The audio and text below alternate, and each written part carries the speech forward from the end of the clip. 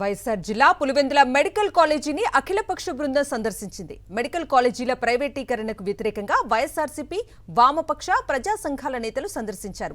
కాలేజీలో OP, IP విభాగాలను పరిశీలించారు. రోగులు, సిబ్బందితో మాట్లాడి వివరాలను తెలుసుకున్నారు. పులివెందుల మెడికల్ కాలేజ్ 50 సీట్లను కూటమి ప్రభుత్వం వెనక్కి పంపిందని మండిపడ్డారు. వైఎస్ జగన్ హయాంలో నియమించిన ప్రొఫెసర్లు, అసిస్టెంట్ ప్రొఫెసర్లతో పాటు భారీగా సిబ్బందిని బదిలీ చేశారని అన్నారు.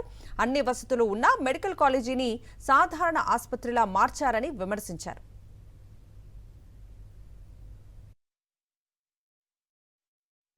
ఏదో కుంటి సాకులు చెప్పి ఈ ప్రభుత్వం వచ్చిన తర్వాత జగన్మోహన్ రెడ్డి గారికి మంచి పేరు వస్తుంది, ఈ కళాశాలలు ఓపెన్ చేస్తే అనేటువంటి ఒక దుర్భావంతో వీరన్నిటి కూడా అడ్డుకోవడం జరిగింది. ఈ సందర్భంగా ఇప్పుడున్నటువంటి కూటమి ప్రభుత్వానికి ఒక స్పష్టమైనటువంటి హెచ్చరిక చేయదలుచుకున్నాం. గ్రామాలకన్నిటికీ తిరిగి 1 కోటి సంతకాలు వైఎస్ఆర్ కాంగ్రెస్ పార్టీ సేకరించింది. ఈరోజు ఈ ప్రభుత్వ మెడికల్ కాలేజీలు ఏవైతే ఉన్నాయో అవన్నీ కూడా ప్రభుత్వ పరంగానే కొనసాగాలి, ప్రైవేట్ పరం చేయవద్దు అని చెప్పేసి 1 కోటి మంది ప్రజలు స్వచ్ఛందంగా సంతకాలు చేసేటటువంటి మెమరాండంను గవర్నర్ గారికి కూడా మేము సమర్పించడం జరిగింది.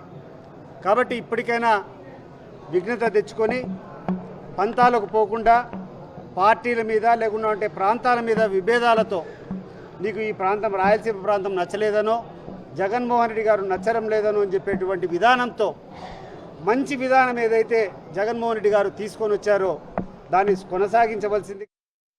ఈ కూటమి ప్రభుత్వము అధికారంలోకి రాకముందు దాదాపు 47 ఎకరాల 58 సెంట్లు, దాదాపు 100-150 కోట్ల రూపాయలు విలువ చేసే భూమిని వచ్చేసి ఈ ప్రభుత్వ వైద్య కళాశాలకు అప్పగించడం జరిగింది.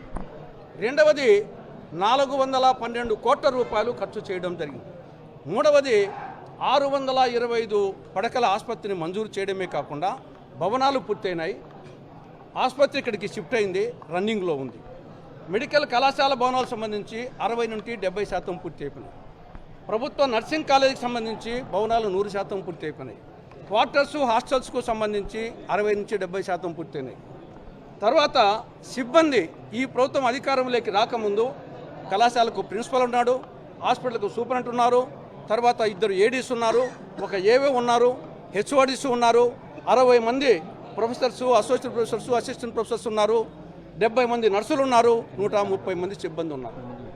ఈ పరిస్థితిలో కేంద్రం నుండి నేషనల్ మెడికల్ కమిషన్ వాళ్ళు వచ్చి చూసి ఇంద్రభవనాలు లాంటి భవనాలు ఉన్నాయి, ఫ్యాకల్టీ ఉంది అని చెప్పి వాళ్ళు క్షేత్రస్థాయిలో పరిశీలించి 2024-25 విద్యా సంవత్సరానికి 50 MBBS సీట్లు కేటాయించారు. 2024 ఆగస్టు 16వ తారీఖున. కానీ ఈ చంద్రబాబు ప్రభుత్వం ఏం చేసింది?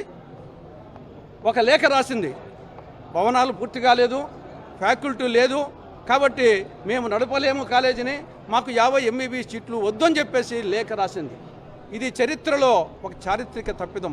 ఇటువంటి పనికి మాలిన ప్రభుత్వం దేశంలో కానీ రాష్ట్రంలో కానీ నాడు నేడు ఏనాడు ఉండదు. ఇచ్చిన సీట్లు మాకు 50 చాలవు, 100 కావాలి, 150 కావాలని అడగాల్సింది పోనిచ్చి ఇచ్చిన 50 MBBS సీట్లు వద్దని చెప్పడం జరిగింది. చంద్రబాబు నాయుడు గారికి ముక్త కంఠంతో ఒకటే మాట చెప్తా ఉన్నాం, అందరి మాటగా.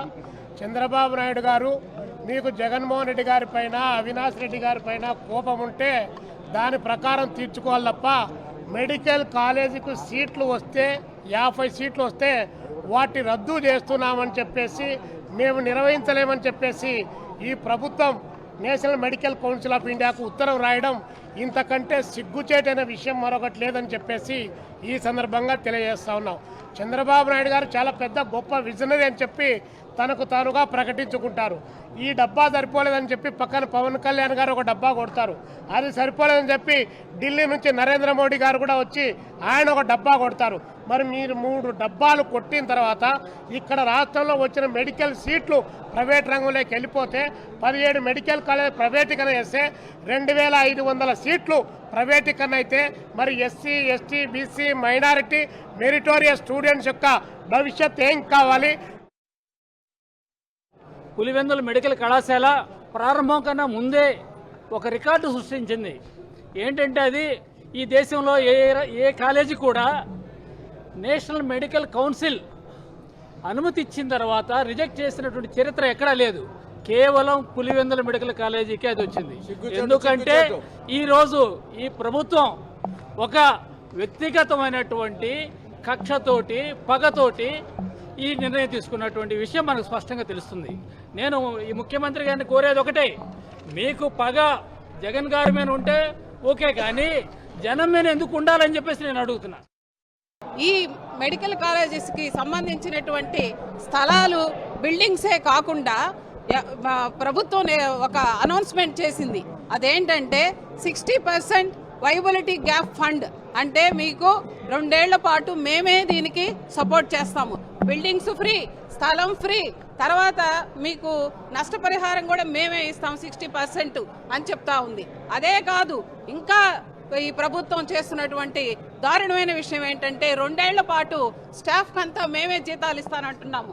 అర్థం కావట్లేదండి మాకు అసలుకి.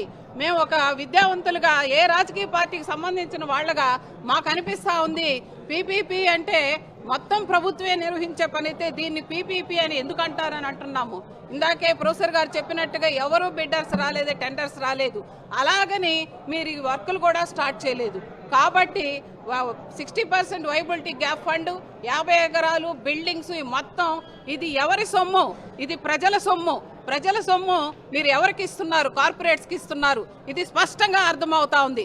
కాబట్టి పరిరక్షణ కమిటీ ఆధ్వర్యంలో మేమంతా రాజకీయాలకు అతీతంగా ఈ మొత్తం ఏ కాలేజీని కూడా 17 మెడికల్ కాలేజెస్లో ఉన్న 10 మెడికల్ కాలేజెస్ని ప్రైవేటైజేషన్ కానివ్వం. పీపీపీ వద్దు, ప్రభుత్వం వద్దు. పీపీపీ వద్దు, ప్రభుత్వం వద్దు.